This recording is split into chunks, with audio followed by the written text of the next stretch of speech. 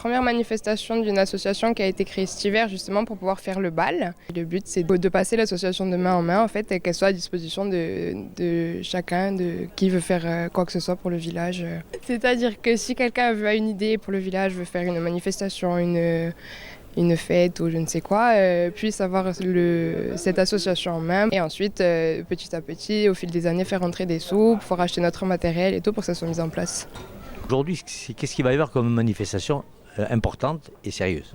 Alors pour l'instant c'est la plus sérieuse tous les ans, c'est le bal du village et ensuite le but c'est de faire les soirées l'hiver sur la place, il y a des soirées au feu, il y a un marché de Noël l'hiver aussi. Et ensuite, d'autres idées qui vont peut-être émerger.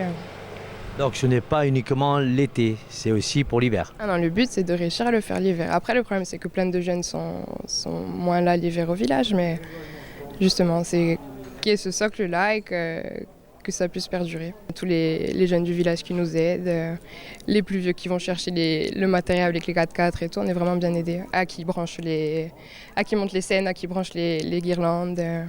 On n'est pas seul quoi. Enfin, il y a tout le village justement, une association villageoise. Jeunes et moins jeunes. Jeunes et moins jeunes. La procession, c'est la procession de notre saint patron, mais la forme, je dirais, c'est la même pour toutes les autres processions des différents saints du village. Ce saint, il représente quoi pour ce village? C'est le saint patron, comme je viens de vous le dire. Hein. On l'attendait avec impatience chaque année. Alors, vous voyez de voir partir la procession. Et une procession qui est très riche en symboles. Oui, vous avez d'abord ce qu'on appelle l'Ubajiro. C'est le guide qui conduit la procession à travers le village. Ubajiro, ça vient du mot page. Et en principe, c'est le plus âgé de la confrérie, parce qu'il représente la sagesse. Mais c'est juste, ce n'est pas un guide spirituel, hein, c'est juste pour monter le parcours. Ensuite, il y avait une bannière avec la Sainte Vierge, qui représente la Sainte Vierge, mais toutes les mamans du monde. Voilà. Après, il y avait toutes les femmes qui suivaient. Et il y avait une deuxième bannière qui marquait, je dirais, l'arrêt du nombre de femmes.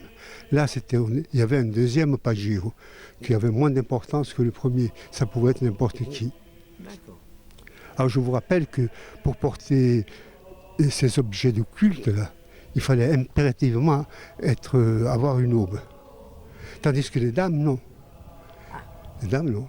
Elles pouvaient se promener, pouvaient participer avec leur habit habituel. Voilà. Ensuite, il y avait le Christ, c'est le monsieur qui l'avait tout à l'heure, là. Tous les confrères, le curé et la statue. La statue qui est le guide qui nous surveille. On parcourt le village en sortant, vous allez voir, ils vont venir par là, c'est-à-dire que c'est le symbole de la vie. On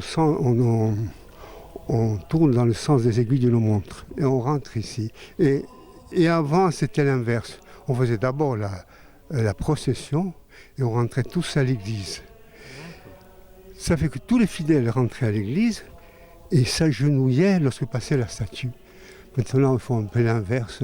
Je ne sais pas pourquoi, parce qu'ils ont trouvé que les gens, quand ils venaient à la procession, après ils ne rentraient pas à l'église. Alors c'était en fait pour les obliger. Voilà ce que je peux vous dire en gros de la procession, mais c'est beaucoup plus long et compliqué, et plus riche que ça.